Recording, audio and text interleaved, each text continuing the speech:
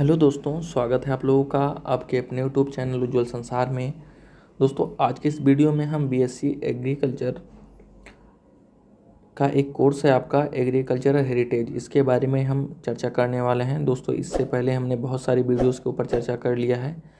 अगर आप लोगों ने वह सब वीडियो नहीं देखा है बीएससी एग्रीकल्चर से रिलेटेड, तो आप लोगों को डिस्क्रिप्शन बॉक्स में लिंक मिलेगा, आप लोग वहां से जाके देख सकते हैं। और एक बार फिर से हम आपको बताना चाहते हैं कि हमारे इस चैनल पर बीएससी एग्रीकल्चर फर्स्ट सेमेस्टर से लेके बीएससी एग्रीकल्चर 8 सेमेस्टर तक की सभी क्लासेस फ्री में अपलोड की गई हैं।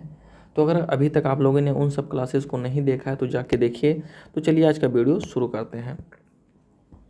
तो आज का जो आपका टॉपिक रहने वाला है वह आपका रहने वाला है कि relevance of heritage to present day agriculture, यानी वर्तमान कृषि में विरासत की प्रासंगिकताएं क्या क्या हैं। आपको हम पहले ही बताए थे कि इसमें आप जो जो टॉपिक पढ़ेंगे सभी टॉपिक लगेंगे कि सेम ही हैं, और लगभग लगभग जितने भी टॉपिक आपको आपके कोर्स में दिए हुए हैं वह सब कैसे हैं, एक दूसरे से काफ़ी ज़्यादा मिलते जुलते हैं, काफ़ी ज़्यादा मिल रहे हैं। इसलिए आपको ये सारी चीज़ें लगेंगी। तो बस आप लोग पढ़ते जाइए और समझते जाइए। देखिए क्या है कि हमारी विरासत किसी भी अन्य सभ्यता से अद्वितीय है। यह सेम शब्द जो हमने इंट्रोडक्शन वाले क्लास में पढ़ा था, तो बस सेम चीज़ें हैं, आपको हम बार बार एक ही चीज़ बोलते हैं। तो हमारी जो विरासत है वह सभी सभ्यताओं से अलग है, एकदम अलग है। किसी भी सभ्यता से हमारी जो भारतीय संस्कृति है वह नहीं मिलती है। और आप लोगों ने सुना होगा कि हमारी जो भारतीय संस्कृति है वह सभी संस्कृति से की जननी मानी जाती है, यानी हमारी संस्कृति से पुरानी और कोई दूसरी संस्कृति नहीं है। भारत के नागरिक के रूप में हमें अपनी संस्कृति विरासत पर गर्व महसूस करना चाहिए। यानी अगर हम एक भारत के नागरिक हैं तो हमें अपने इस भारतीय संस्कृति पर क्या करना चाहिए, गर्व महसूस करना चाहिए। और जब भारतीय संस्कृति पर हम गर्व महसूस करेंगे तो हम अपने कृषि विरासत पर भी क्या करेंगे, गर्व महसूस करेंगे। भारत में कृषि की उत्पत्ति हाल ही में नहीं हुई है। तो आप लोगों को हम इंट्रोडक्शन वाले क्लास में बताए थे ये बात कि भारत की जो उत्पत्ति हुई है, भारत में जो कृषि की उत्पत्ति हुई है वो आज से नहीं हुई है। एक चार्ट के माध्यम से आपको हम समझाए थे। और इसके बाद वाला जो लेक्चर है वो भी हमने डाल दिया है, उसमें भी इस टॉपिक के ऊपर चर्चा हुआ है। तो वह सब जाके आप देखिए, डिस्क्रिप्शन बॉक्स में लिंक है, फटाफट जाइए।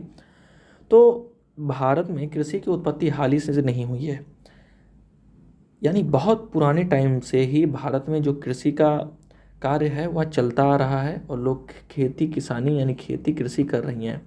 बल्कि इसका एक लंबा इतिहास जो कि नवपाषाण काल से जुड़ा हुआ है, यानी नवपाषाण काल से ही क्या हो रहा है, भारत में कृषि का विकास को क्या हुआ देखा जा रहा है। इससे प्रारंभिक मनुष्य की जीवन शैली को जंगली जामुन और जड़ों के खानाबदोश शिकारी के भूमि की खेती करने वाले मानव में बदल दिया। यानी जो मानव था वह धीरे धीरे क्या हुआ, उसका विकास हुआ है।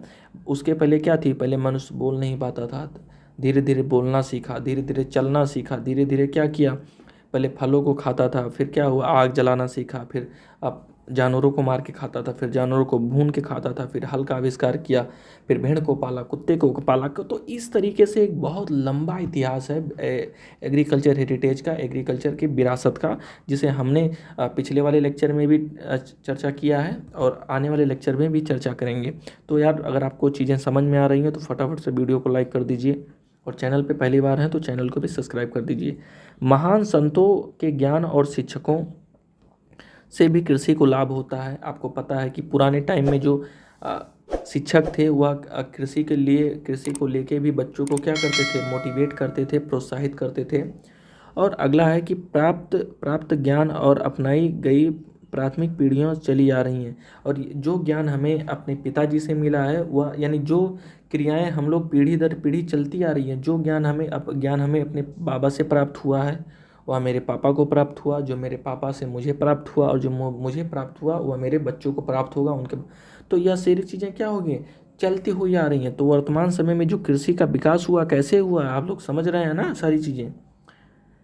पारंपरिक किसानों ने मिश्रित खेती, मिश्रित फसल चक्र आदि जैसी अनुकूल कृषि प्रणालियों और प्रथाओं को विकसित किया। और धीरे धीरे जो मनुष्य है वह क्या किया, पारंपरिक तरीकों से जो उनके पुराने ज़माने में जैसे क्या होता था, मिश्रित फसल उगाया जाता था, क्रॉप रोटेशन अपनाया जाता, मिक्स फार्मिंग, मोनोकल्चर, बहुत सारे मेथड्स से, रिले क्रॉपिंग, बहुत सारे क्या आपको हम बताएं। तो इन सब सारी चीज़ों क्या हुई हमें अपने पूर्वजों से हमें क्या हुई हैं, प्राप्त हुई हैं। तो इन सब चीज़ों को हम का एग्रीकल्चर में प्रयोग करते हैं।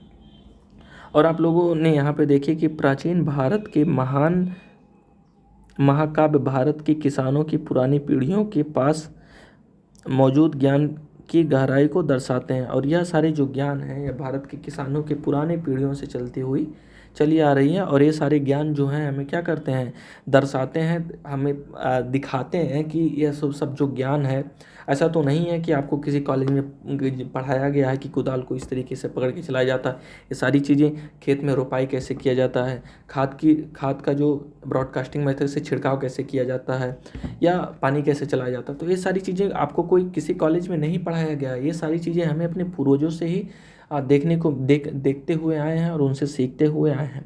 तो दोस्तों उम्मीद करते हैं आप लोगों को यह टॉपिक अच्छे से क्लियर हो गया होगा। इसके बाद हम अपने नेक्स्ट टॉपिक के ऊपर चर्चा करेंगे। तो अगर अभी तक आप लोगों ने हमारे इस चैनल को सब्सक्राइब नहीं किया तो चैनल को सब्सक्राइब कर लीजिए। मिलते हैं अपने नेक्स्ट वीडियो में, तब तक के लिए जय हिंद, वंदे मातरम।